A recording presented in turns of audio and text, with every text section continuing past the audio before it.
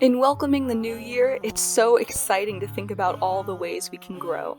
Today I participated in the My Goals This Year challenge.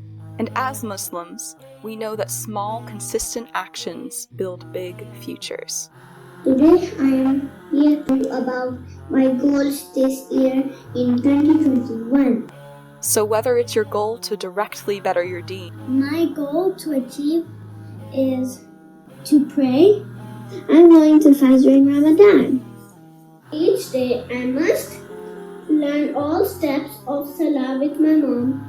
or get better at something you love.